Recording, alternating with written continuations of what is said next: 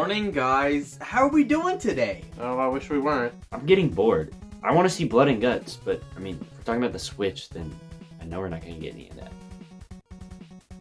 Funny how this keeps on happening. There's only so many games a console manufacturer can make for a console, which is where third-party games come in. These multi-platform games fill up the bulk of any game console's library, and this system is no exception. And looking back at Nintendo's console history, I think the Switch has had the best third-party support of any system of Nintendo's. A lot of Nintendo's third-party support from the past was kids games, cheaply made games to tie into some kids film coming out. But with the Switch, so many third parties that you would never imagine would bring their games to a Nintendo console, guess what they've done? The Switch has received so many third-party games that just... what? How do we end up in this timeline? Well, thinking about it, it's easy to see why the Switch has gotten so much support. Let's go back to the Wii U. If a company wanted to bring a third-party game to Wii U, they probably would have had to work in some gamepad mechanics, which is extra development time and money. Just for what? The worst performing version of that game? For most third parties, bringing their games to the Wii U was, bluntly put, stupid. The Wii U was a horribly performing console with a gimmick that is gonna make it harder to bring said game to said console. Meanwhile, the Switch's gimmick is being able to play games the exact same way, whether on a TV or on the go. Third parties just have to put the game on Switch and that's it. Maybe add in some gyro aim or something else to spice it up, but a direct port is as simple as can be. Combine that with the fact that the Switch is the best-selling console of the past nearly 20 years, and bringing older games to it just makes sense. Games that you would never imagine would come to Nintendo systems have made their way, which is awesome to see. Skyrim, all the Doom games, Grand Theft Auto, Red Dead Redemption, Dark Souls, Witcher 3, BioShock, Borderlands. These have all made their way to the Switch, which is so damn cool to see. And some franchises that used to make very frequent appearances on Nintendo systems have come back swinging. Mortal Kombat and Resident Evil. Good third-party support, I see. Blood and guts on the go.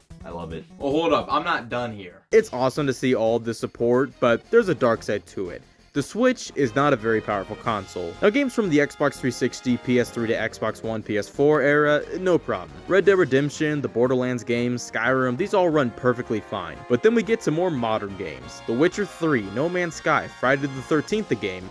These all run fine enough, but the visuals and performance as a whole take quite the hit. Still playable, but at that point, I'd rather just play them on a PS4. Like Witcher 3 on Switch is just gross. Portably is nice, but these aren't really the kind of games I care to play on the go. But then we get to the horror. Warner Bros. Games specifically published 3 games on Switch this year that frankly shouldn't have. Hogwarts Legacy was originally intended to release back in July, but it was delayed and eventually released in November and had so many downgrades. The visuals, of course, but also the open world. You now have mandatory loading screens to travel to some locations and enter some buildings. Again, it seems playable and a miracle they could bring it to Switch, but they could have spent that time and money working on a sequel or something, I don't know, better than this. And Mortal Kombat 1.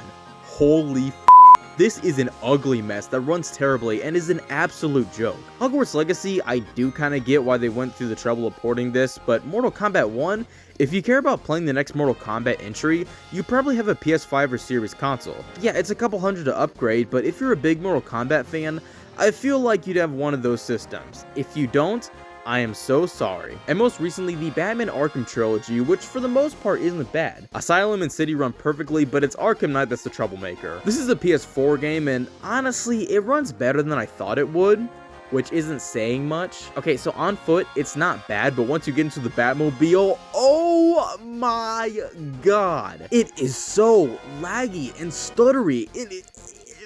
It's just like, what? Like, I get why they still brought over Arkham Knight, because to bring over Asylum and City just by themselves would have been kind of odd. You may as well try and port over Arkham Knight. And this is okay, but again, if you care about playing the Batman Arkham series, you probably have at least a PS4. Okay, so some games look like garbage.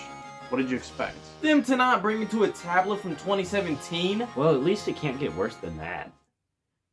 I hate words. Some companies realize they can't put their games on Switch natively, but they still want their games on Switch, so what do?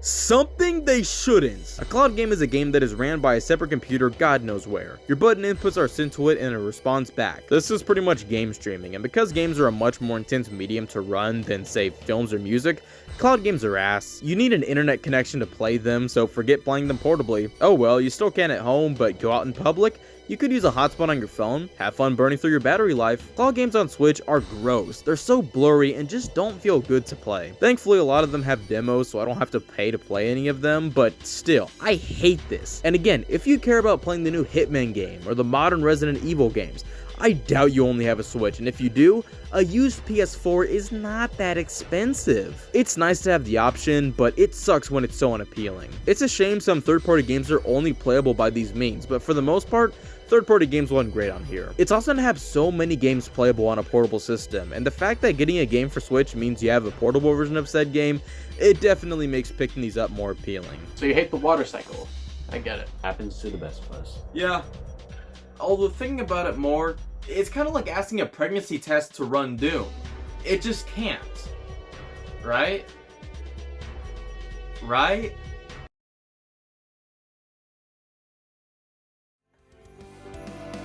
That's the way it's meant to be played.